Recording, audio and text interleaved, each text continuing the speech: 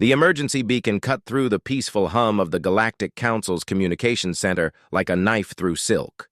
Senior Communications Officer Veltar of the Zalani species nearly dropped his nutrition cube as the harsh red light began flashing across his workstation. In his 40 years of service, he had never seen an actual distress signal from beyond the outer rim. The message that followed made his three hearts skip in perfect unison. "This is Captain Thelwick of the merchant vessel, Peaceful Current. We are under attack by unknown aggressors. Our entire convoy of 7 ships is surrounded. They came from nowhere. By the light, they're slaughtering us. Anyone who receives this, stay away. Stay away from the HFY system. These creatures, they don't follow the laws of civilized warfare. Please." If anyone can hear this, the transmission ended in static. Veltar's hands shook as he verified the signal's origin. The HFY system sat on the very edge of known space, where the newest member species had established their first outpost. The humans. Within minutes, the emergency alert had reached every major world in the Galactic Council. From the crystal spires of the Althari homeworld to the floating cities of the Moran, the same message echoed. An unknown enemy had attacked a civilian convoy near human space. On the garden world of Serenita, where the Galactic Council held its sessions, delegates began arriving in emergency session.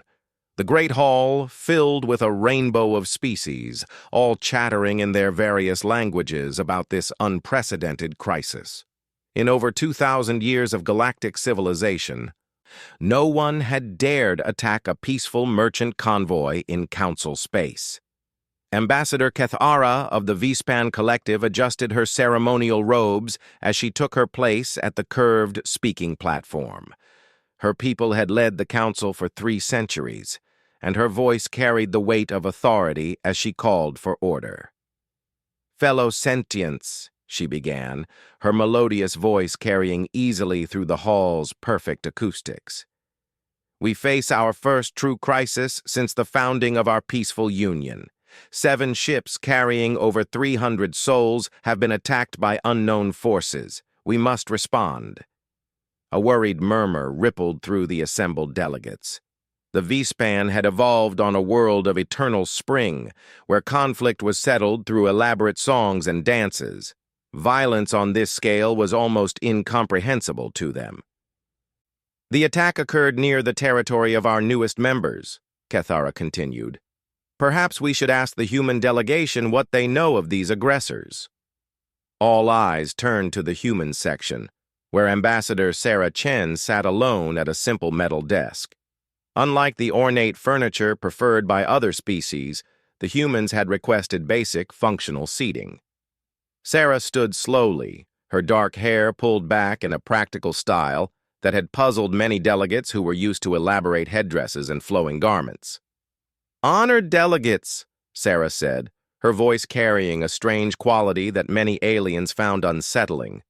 It was flat, controlled, lacking the musical tones or harmonic undertones that characterized most civilized speech. "The Terran Federation has received the same distress signal. Our closest monitoring station confirms the attack occurred approximately 6 light hours from our outer colony, Delta 7. She paused, seeming to choose her words carefully. "We are prepared to investigate."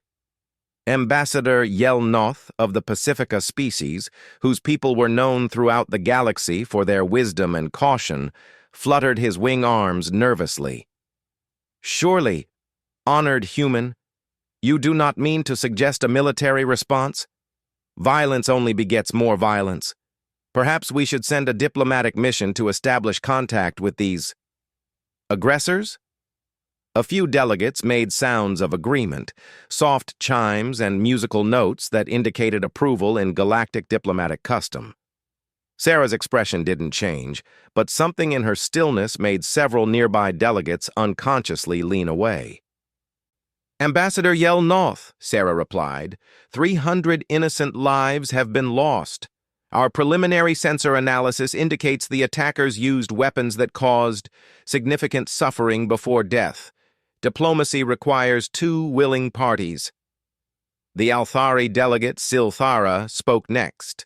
Her people were among the most advanced in the galaxy, masters of technology that seemed like magic to younger species. Perhaps the humans misunderstand galactic law. Since the founding of the Council, we have resolved all disputes through peaceful means. Our combined wisdom has eliminated warfare from civilized space. Sarah nodded politely. I understand that the member species of the Council have enjoyed remarkable peace. However, these attackers are not members of the Council. They have not agreed to your laws. Then we shall teach them, declared Ambassador Mordeth of the Philosophical Collective, whose people spent their lives in contemplation of universal truth. All sentient beings can be shown the path of peace through proper education and understanding. The debate continued for hours, as it always did in the Council. Each species offered their traditional solution. The Vispan suggested a harmony-singing ceremony to project peaceful intentions toward the unknown aggressors, while the Moran proposed a gift-giving expedition to demonstrate goodwill. The Philosophical Collective wanted to send their greatest thinkers to engage the attackers in meaningful dialogue about the nature of violence and its place in an enlightened universe. Throughout it all, Sarah sat quietly, occasionally making notes on her primitive paper tablet. Other species used thought interface technology or holographic displays, but humans seemed to prefer physical objects for recording information. As the discussion moved into its fourth hour, a new priority transmission arrived. Veltar's voice, transmitted from the communications center, carried a note of panic that penetrated even the most sophisticated universal translators. Honored delegates, we have received a second distress signal. The attackers, they have struck again. A research station in the Orinth system has gone silent after reporting contact with unknown vessels. The station housed 47 scientists from 6 different species. The great hall fell silent. Even the Philosophical Collective, who could debate the meaning of existence for days without pause, seemed stunned into quiet. Ambassador Cathara's musical voice cracked slightly as she spoke. 2 attacks in one day. This is unprecedented. These aggressors seem to be moving deeper into Council space. Sarah stood again. Honored delegates, I request permission to address the Council with new information. Granted, Cathara replied, though her tone suggested reluctance. The Terran Federation has been monitoring space beyond the Outer Rim for several years, Sarah began. Our exploration methods differ from those preferred by Council species. While you have focused on establishing peaceful contact with new civilizations, we have mapped potential threats. Several delegates shifted uncomfortably. The concept of actively searching for threats was foreign to most Council species, who preferred to believe that peaceful intentions naturally led to peaceful outcomes. 3 months ago, our deep space monitoring stations detected signs of a large mobile fleet moving through uncharted space. The technology signatures were unlike anything in our databases or in the information shared by Council members. We attempted to establish contact using standard protocols. They responded by attacking our automated probe. The Althari delegate, Silthara, made a sound like crystal bells chiming in a minor key, her species' expression of confusion. If you detected a potential threat, why did you not inform the Council immediately? Sarah's expression remained carefully neutral. We did inform the Council. The report was filed with the Peaceful Contact Committee 6 weeks ago. It was scheduled for review at the next regular session, which was planned for next month. Uncomfortable silence filled the hall. The Peaceful Contact Committee, dominated by species who preferred extensive deliberation over quick action, was known for its thorough and extremely slow review process. The immediate threat, Sarah continued, is that this fleet appears to be moving in a pattern consistent with territorial expansion. Based on the attack sites, we estimate their current position and likely next targets. She activated a small device that projected a three-dimensional star map above the speaking platform. Unlike the artistic, flowing displays preferred by most council species, this map was stark and functional, marked with harsh red symbols and geometric patterns. If their pattern holds, they will reach the core council worlds within 6 standard months. The implications hit the assembled delegates like a physical blow. The core worlds housed trillions of peaceful beings who had never experienced warfare, species who had evolved beyond violence over millions of years of guided development. Ambassador Yelnoth's wing arms fluttered frantically. Surely there must be some misunderstanding. Perhaps these beings attack only because they fear us. If we approach with sufficient demonstrations of peaceful intent— Ambassador, Sarah interrupted, her voice carrying an edge that made several delegates flinch. The attack on the merchant convoy was recorded by automated systems before the ships were destroyed. The footage shows the attackers targeting escape pods. They fired on clearly marked medical vessels. They seemed to take pleasure in the prolonged destruction. She paused, and when she spoke again, her voice had dropped to a tone that somehow conveyed more menace than shouting could have. These beings do not fear you. They hunt you. The great hall erupted in a chaos of musical protests, harmonic objections, and philosophical arguments about the nature of evil and the possibility of truly irredeemable beings. Through it all, Sarah stood quietly at her simple desk, watching the debate with eyes that several delegates later described as unsettlingly calm. Finally, Ambassador Cathara managed to restore order. The human delegate seems to suggest that peaceful resolution is impossible. But surely there must be some alternative to violence. Sarah nodded slowly. There is one alternative. Honored delegates, surrender. Allow these beings to take what they want, to kill whom they choose, and hope that they eventually grow bored with slaughter.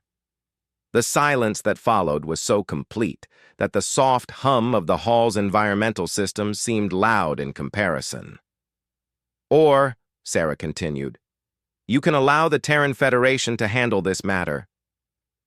Ambassador Silthara's crystalline features shifted through several colors, a sign of deep thought among her people.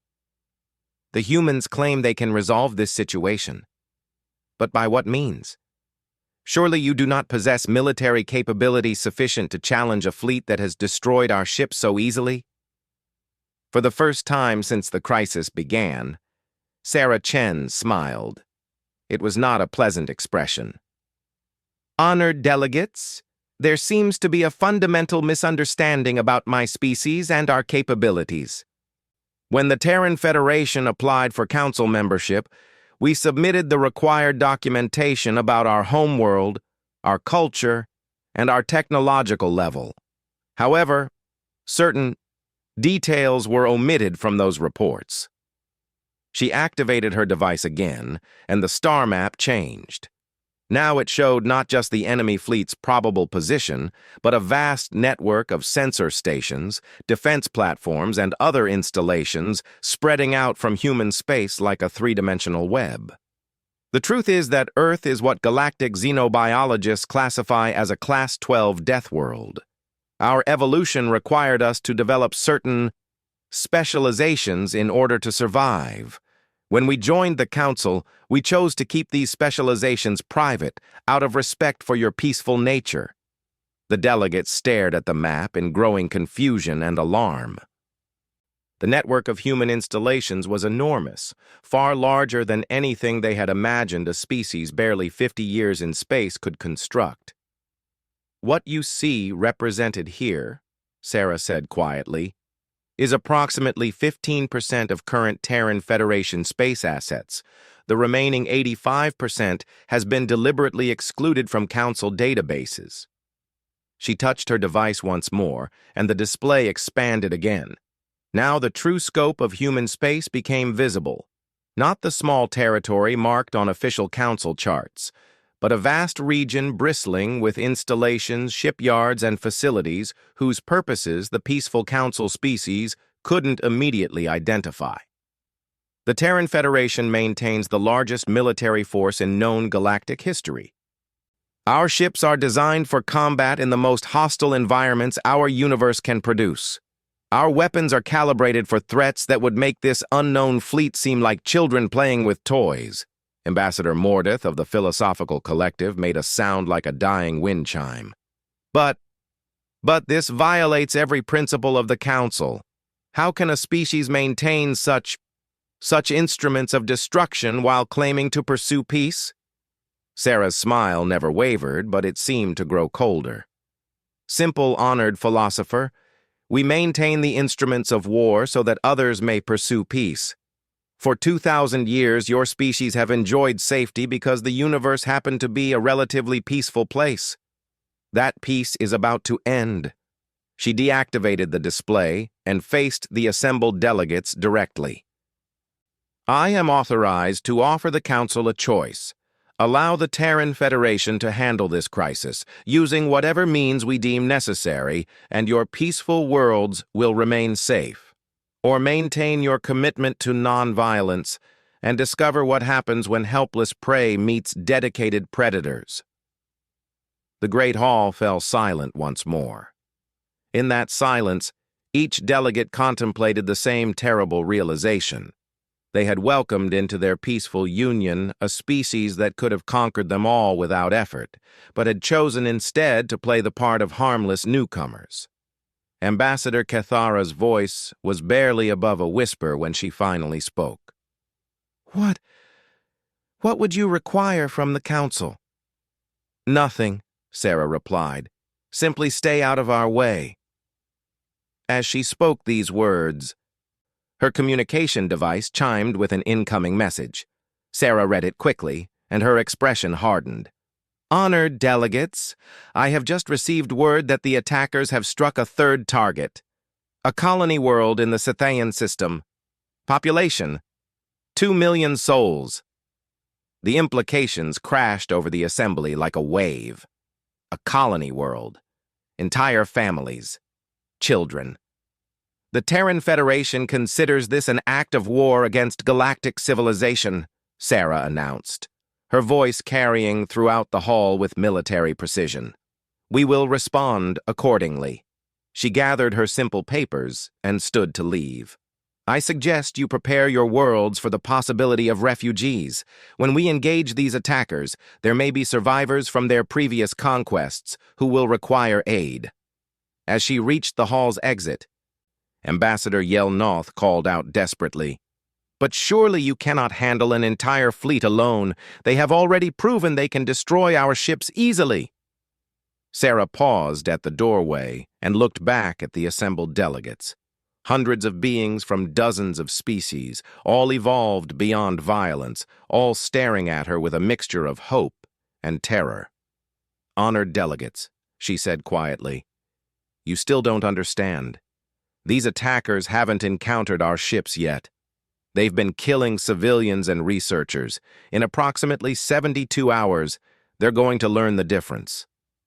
The heavy doors of the Great Hall closed behind her with a sound like distant thunder, leaving behind a chamber full of peaceful beings who had just discovered they lived under the protection of creatures far more dangerous than anything they had ever imagined. Admiral Marcus Webb stood on the bridge of the TFS Retribution, watching the tactical display with the calm expression that had earned him command of humanity's most powerful dreadnought. Around him, his bridge crew worked with the quiet efficiency that marked professional soldiers preparing for war. Final sensor sweep complete, Admiral, reported Commander Lisa Zhang from the sensor station. 17 hostile vessels confirmed in the Scythian system. Configuration matches the attack pattern from previous strikes. Webb nodded, studying the enemy formation on the main display. The hostile ships moved in a pattern unlike anything in Terran tactical databases, not the organized formations favored by military forces, but something more like a pack of predators surrounding wounded prey. Any survivors on the colony? He asked. Negative, sir. The communications officer's voice was tight with controlled anger. The colony went silent 14 hours ago. Long-range scans show extensive surface damage. Whatever they did down there, they took their time. A muscle in Webb's jaw twitched, the only outward sign of the rage building beneath his professional calm. Around the bridge, other officers showed similar restraint, but the atmosphere grew noticeably colder. "Orders from Fleet Command?" Webb asked. "Full authorization for Operation Deathworld Protocol," Zhang replied, reading from her secured display. "All weapons free, no quarter asked or given. High Command wants to send a very clear message." Webb allowed himself a thin smile. After 5 years of playing the part of peaceful explorers, the Terran Navy was finally free to show these unknown raiders what humanity had learned in its long climb from the bottom of Earth's food chain. "Signal the fleet," he ordered. "All ships, prepare for combat jump to the Cethane system. Execute on my mark." On screens throughout the bridge, status indicators shifted from peaceful blue to combat red. The Retribution was not alone. Surrounding her in the void were 12 other vessels of the Terran Federation's most advanced fleet. Unlike the elegant, flowing designs preferred by Council species, human warships looked like what they were, instruments of war built by a species that understood violence on a fundamental level. The Retribution herself was a kilometer of armored death, bristling with weapon systems that could crack a moon if necessary. Her escort included 6 heavy cruisers, 3 destroyers, and 2 assault carriers loaded with fighter craft designed for combat in every environment, from asteroid fields to the photospheres of stars. "Jump drives charged and ready," reported the navigation officer. "All weapon systems online and calibrated," added the tactical officer. "Kinetic penetrators loaded with depleted uranium cores. Plasma cannons charged to maximum yield. Nuclear warheads armed and ready." Webb studied the tactical display one final time. The enemy ships were clustered around the dead colony world like vultures around a corpse. They had no idea what was coming for them. "Execute jump," Webb ordered. Space twisted, reality folded, and 13 ships of the Terran Navy vanished from their position near the outer rim, crossing 47 light-years in the blink of an eye. They materialized in the Cethaean system like avenging angels, emerging from hyperspace in a perfect attack formation that put the enemy vessels directly in their crosshairs. "Hostile ships detected." The enemy must have had excellent sensors. Their formation began to shift almost immediately upon the humans' arrival. "They're moving to intercept." "Signal from the lead hostile vessel," reported the communications officer. "Universal translation protocol. It's coming through now." A harsh, grating voice filled the bridge, speaking in tones that somehow conveyed arrogance and hunger in equal measure. "Unknown vessels, you have entered territory claimed by the Kethmori swarm. Submit to boarding and prepare for harvesting, or be destroyed." Webb's expression didn't change, but several bridge officers exchanged grim looks. The word harvesting carried unpleasant implications. "Send them our response," Webb said quietly. The communications officer activated the broad-spectrum transmitter. Webb's voice, when he spoke, carried the authority of a species that had crawled out of a Deathworld's gravity well and learned to make the universe their hunting ground. "This is Admiral Marcus Webb of the Terran Federation Navy. You have attacked civilian vessels and murdered innocent beings under the protection of the Galactic Council. There will be no negotiations. There will be no surrender. There will only be your complete destruction." A pause. Then the alien voice returned, now tinged with what might have been amusement. "Bold words from such a small force. We are the Kethmori. We have harvested 1,000 worlds. We have fed on the fear and pain of countless species. Your 13 ships cannot—" "Fire," Webb said simply. The Retribution's main guns spoke with the voice of controlled fury. Streams of relativistic projectiles, each one carrying the kinetic energy of a small asteroid impact, crossed the space between the fleets in seconds. The lead enemy vessel, a twisted construction of dark metal and organic curves, simply ceased to exist, vaporized by impacts that released more energy than some stars produced in a year. "Target destroyed," the tactical officer reported with professional satisfaction. "Remaining hostiles are moving to attack formation." Webb watched as the enemy fleet spread out, their ships moving with predatory grace through the void. They were fast, he had to give them credit for that, and their vessels seemed to incorporate organic technology that allowed for movement patterns no mechanical ship could match. "Analysis of enemy vessels?" he asked. Commander Zhang studied her displays. "Mixed organic and mechanical construction, highly resistant to energy weapons, some kind of adaptive armor system. They seem designed for close-range combat and... Admiral, I'm reading life signs. Massive life signs. These ships are carrying thousands of beings each. Prisoners? Unknown. Could be crew, could be... cargo." The implications were unpleasant. If the enemy was keeping prisoners for some purpose, rescue became a priority, but it also complicated the tactical situation. "Incoming!" The tactical officer's warning came just as the enemy opened fire. The Keth-Mori weapons were unlike anything in human databases. Instead of conventional energy beams or projectiles, they fired something that registered on sensors as a mixture of plasma and organic matter, streams of burning flesh that sought targets with apparent intelligence. The streams struck the Retribution's shields with impacts that sent shockwaves through the massive vessel. The bridge lights flickered as power systems compensated for the energy drain. "Shield strength down to 87%, reported the defensive systems officer. "Whatever they're firing, it's trying to eat through our protection." "Biological weapons?" Webb asked. "Possibly. Recommend we avoid hull contact with enemy fire." Webb nodded grimly. The enemy wasn't just technologically advanced. They were using weapons designed to cause maximum suffering, even to ship hulls. This confirmed his worst suspicions about their nature. "All ships, maintain distance engagement," he ordered. "Do not allow enemy vessels to close to boarding range. Target their weapon systems first. I want those prisoners alive if possible." The battle that followed would later be studied in military academies across human space as a perfect example of applied Deathworld tactics.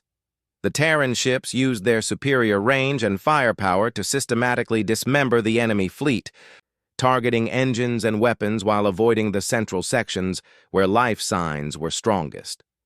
The Keth-Mori fought with desperate fury, their organic ships writhing through space like living creatures in pain. They were fast and maneuverable, but they had clearly never encountered an opponent who combined such massive firepower with surgical precision. "Enemy vessel attempting to ram the Defiant," reported the tactical display. One of the hostile ships, its weapons destroyed and engines damaged, was on a collision course with one of the human cruisers. "Defiant, emergency evasion," Webb ordered. "All ships, target that vessel's central section." The concentrated fire from 3 human ships turned the ramming attempt into a brief fireball, but as the enemy ship died, its destruction revealed something that made Webb's blood run cold.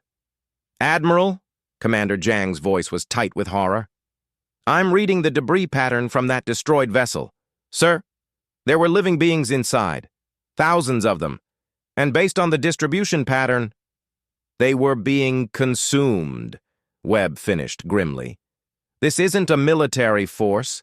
It's a mobile feeding operation." The revelation changed the entire tactical picture. These weren't warriors or conquerors in any traditional sense. They were predators on a galactic scale, harvesting entire civilizations like crops. "Signal Fleet Command," Webb ordered. "Priority Alpha transmission. We're not dealing with a conventional enemy force. These beings are specialized for consuming sentient life. Recommend immediate escalation to Extinction Protocol." The Extinction Protocol was humanity's most severe military response, reserved for threats that posed existential risks to civilization itself. It had never been used in the 5 centuries since its development. "Sir," the communications officer said quietly, "Fleet Command responds that Extinction Protocol is authorized. Additional fleets are being mobilized. Full Deathworlder response is approved." Webb felt a chill that had nothing to do with the bridge's climate control. Full Deathworlder response meant that humanity was no longer pretending to be a peaceful species. Every weapon, every ship, every tactic developed during humanity's violent history was now authorized for use. "Finish off the remaining hostiles," he ordered. "Then prepare for full system sweep. I want every piece of debris analyzed, every data core recovered, and I want a complete scan of that colony world. There might be survivors hidden in shelters." The last of the Keth-Mori vessels died under concentrated human fire, their organic hulls torn apart by weapons designed to penetrate any defense. But even in victory, Webb felt no satisfaction. This had been a scouting force, he was sure of it.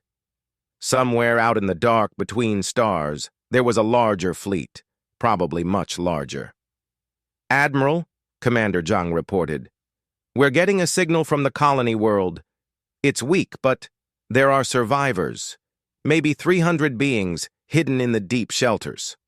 "Dispatch the Marines," Webb ordered. "Full protective gear. We don't know what kind of biological contamination we're dealing with. And have medical teams standing by." As the rescue operation began, Webb studied the tactical reports from the brief battle. The Keth-Mori had fought well, but they had clearly never encountered opponents who fought with such systematic brutality. Their tactics were designed for hunting helpless prey, not for warfare against other predators. But they had mentioned 1,000 harvested worlds. If even a fraction of that was true, humanity was facing an enemy that had consumed entire sectors of space. "Signal from the rescue teams," the communications officer reported. "The survivors are mostly council species, researchers and colonists. They report that the Keth-Mori attack began with psychological warfare, broadcasting images of what they intended to do to prisoners. Most of the colonists killed themselves rather than be taken alive." Webb's hands clenched into fists. Psychological warfare designed to maximize terror and despair. These creatures weren't just feeding on flesh. They were feeding on fear itself. How long did the colonists hold out? According to the survivors, the attack began 6 days ago.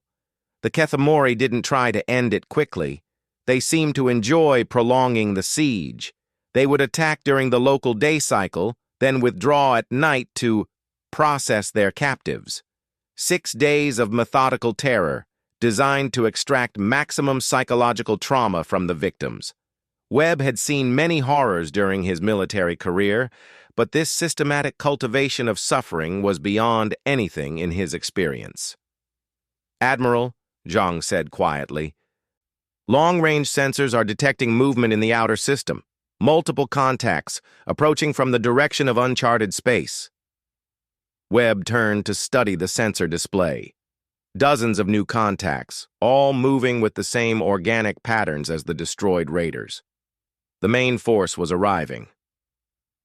"Numbers?" he asked. "At least 40 vessels, sir. Possibly more. They're using some kind of sensor-dampening field that makes accurate counting difficult." Webb calculated quickly. His 13 ships against 40 or more of the enemy. Under normal circumstances, he would have ordered a withdrawal to gather reinforcements. But the survivors on the colony world couldn't be moved quickly, and leaving them would mean condemning them to a fate worse than death. "Signal Fleet Command," he ordered. "Enemy main force approaching. We're outnumbered approximately 3-1, but we have civilians to evacuate. Request immediate reinforcement." The response came back quickly.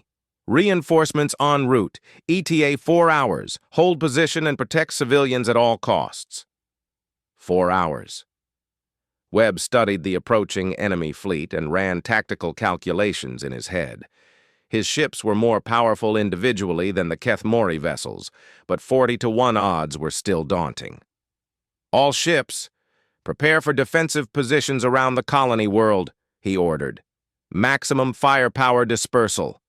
We're going to make them pay for every meter of space."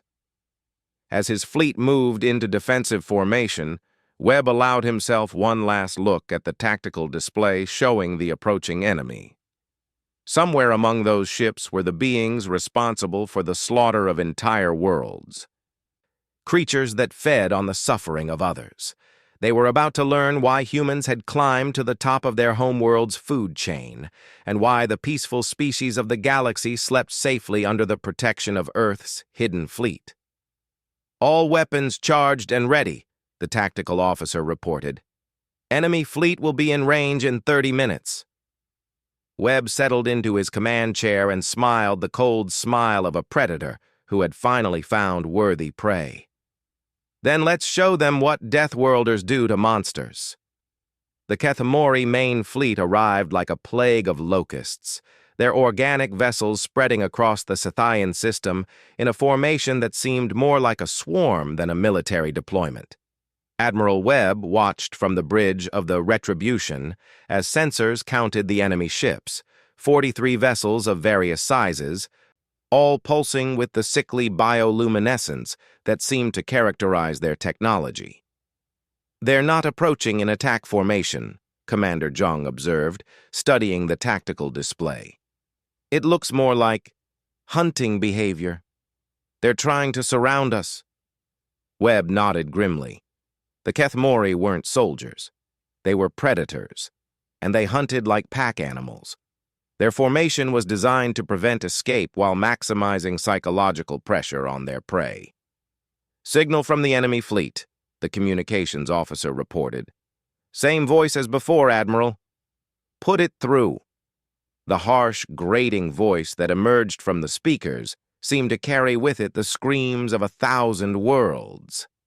"Small fleet of unknowns, you have destroyed our harvest vessels. You will surrender immediately, or we will demonstrate why 1,000 civilizations have learned to fear the Kethmori name." Webb's response was delivered in the same calm tone he might use to order breakfast. "This is Admiral Webb. Your terms are rejected. You will withdraw from this system immediately, or face the consequences of threatening beings under Terran protection." A sound like grinding metal emerged from the speakers. What might have been laughter. "Terrans? We have no record of this species in our consumption databases. No matter. You will learn fear before you learn death." The communication cut off, and Webb allowed himself a small smile. The Kethmori had no idea what they were facing, and their arrogance would cost them dearly. "Enemy fleet is beginning attack approach," Zhang reported. "They're moving slowly, probably trying to maximize intimidation effect. Time to reinforcements? 3 hours? 47 minutes. Webb studied the approaching swarm of enemy vessels. Nearly 4 hours to hold out against overwhelming odds while protecting helpless civilians. Under normal circumstances, it would be considered a suicide mission. Fortunately, the Retribution and her escort were far from normal. "All ships, implement Protocol 7, Webb ordered.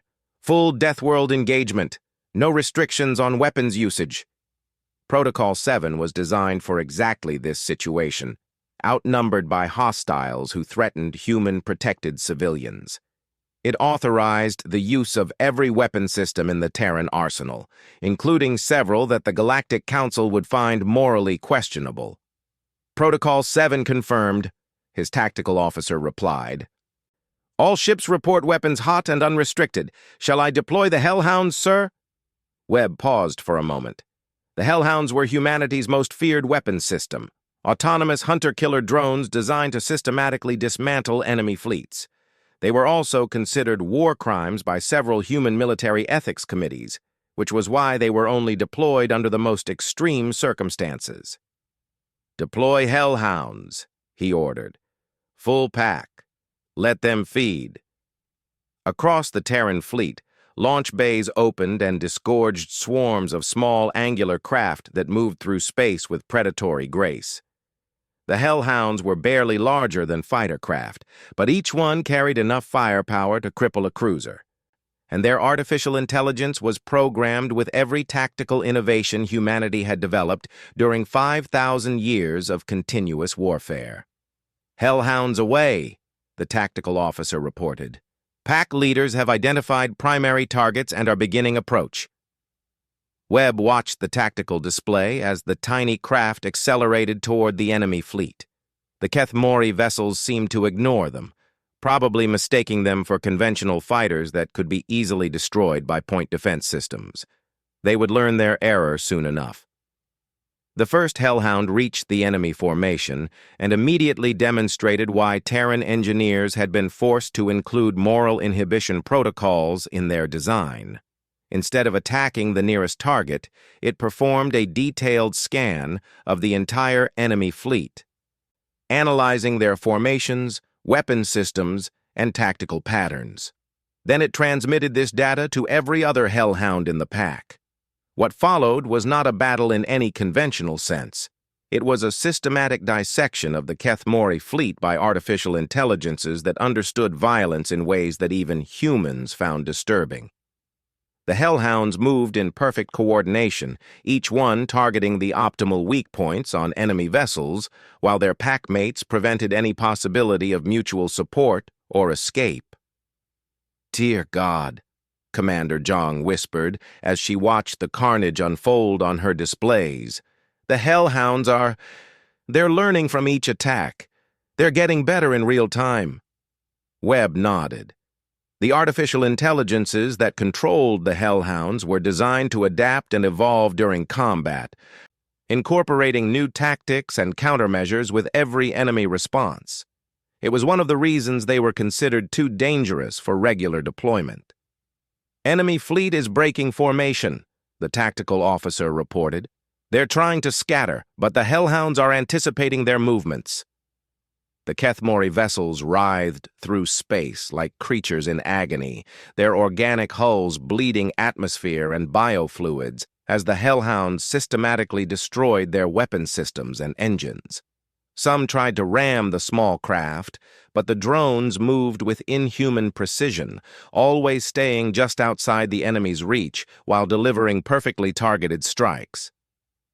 "Sir," Zhang said quietly, "I'm reading massive life sign fluctuations from the damaged enemy ships. Whatever they're carrying, it's dying." Webb felt a moment of uncertainty. If the Kethmori were using living beings as part of their ship systems, the Hellhounds might be killing innocent prisoners along with their captors. "Tactical analysis," he ordered. "Are those life signs crew or cargo?" The response came back quickly. "Based on biometric analysis, sir, the life signs appear to be integrated into the ship's systems. The Kethmori appear to be using conscious beings as processing units for their weapons and navigation systems." Webb's expression hardened. The enemy wasn't just capturing prisoners. They were turning them into living components of their vessels, probably keeping them conscious to maximize their suffering. Any mercy he might have felt for the dying enemy vanished instantly. "Continue Hellhound assault," he ordered. "Put those poor souls out of their misery." The systematic destruction of the Kethmori fleet continued for another 20 minutes. By the end, 37 enemy vessels had been reduced to drifting hulks, their organic systems dying slowly in the void. The remaining 6 vessels had managed to reach the edge of the system, but their escape was short-lived. "Long-range sensors are detecting massive hyperspace signatures," Zhang reported. "Multiple contacts jumping in from... Admiral, those are Terran Federation transponder codes." Webb allowed himself a genuine smile as the sensor readings clarified. The reinforcements had arrived early and they had brought friends. The space around the Sethine system suddenly filled with warships bearing the angular, aggressive lines that marked them as products of human engineering. Not 13 ships, not even 100, but over 300 vessels ranging from destroyers to massive dreadnoughts that dwarfed even the Retribution. Signal from Fleet Admiral Morrison aboard the Terra's Wrath, the communications officer reported.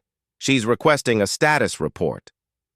Fleet Admiral Sarah Morrison had commanded humanity's deep space fleets for over a decade, and her reputation for tactical brilliance was matched only by her reputation for absolute ruthlessness when dealing with threats to human interests. Her flagship, the Terra's Wrath, was rumored to carry enough firepower to sterilize an entire star system if necessary. "Admiral Morrison," Webb said as her image appeared on the main display. "The immediate threat has been neutralized. 6 enemy vessels escaped toward uncharted space, but the main force has been destroyed." Morrison was a small woman with steel-gray hair and eyes like chips of ice, but her presence commanded instant respect from every officer who served under her. "Casualties among our forces?" "None, ma'am. The Hellhounds performed as designed." "Civilian survivors?" "Approximately 300 beings rescued from the colony world. Medical teams report they'll make full recoveries, though the psychological trauma will require extensive treatment." Morrison nodded. "What's your assessment of the enemy, Admiral?" Webb considered his words carefully. "They're not a conventional military force, ma'am. They're specialized predators. Their technology is designed for psychological warfare and prolonged suffering of their victims. Based on intercepted communications, they've been operating for centuries, possibly millennia, consuming entire civilizations." "Understood." Morrison's expression didn't change, but something in her voice suggested that the Kethmori had just made the worst mistake in their species' history. "I'm transmitting new orders to your tactical display. You're not going to like them, Admiral." Webb read the orders and felt his blood turn cold. Operation Dark Forest, humanity's ultimate military response designed for threats that posed existential risks to galactic civilization. It was the nuclear option, literally and figuratively. "Ma'am," Webb said carefully, "Operation Dark Forest requires authorization from the Global Defense Council and the Colonial Senate. Do we have—" "Full authorization received 1 hour ago," Morrison interrupted. "The government has reviewed the evidence from your engagement and determined that the Kethmori represent a Category 5 existential threat. You are hereby ordered to implement Dark Forest protocols with extreme prejudice." Webb felt a chill run down his spine. Category 5 was reserved for threats that could potentially destroy all intelligent life in the galaxy. Only 3 situations in human history had ever been classified at that level, and one of them had resulted in the complete sterilization of an entire sector of space. "Understood, ma'am. Do we have any intelligence on the location of the main Kethmori fleet?" "Long-range sensors and intelligence gathered from the destroyed vessels indicate a massive fleet concentration approximately 60 light-years beyond the outer rim. Conservative estimates suggest over 10,000 vessels, Admiral. We're not dealing with raiders. This is a full-scale galactic invasion force." 10,000 ships. Webb tried to imagine the scope of such a fleet, the resources required to build and maintain it. The Kethmori weren't just predators, they were a galactic-scale plague that had somehow escaped notice for centuries. "Orders, ma'am?" Morrison's smile was colder than the space between stars. "We're going to demonstrate why humans don't make good prey, Admiral. Full Dark Forest deployment. Every weapon system, every ship, every tactical innovation we've developed since leaving Earth. We're going to show the galaxy why Deathworlders evolved to be apex predators."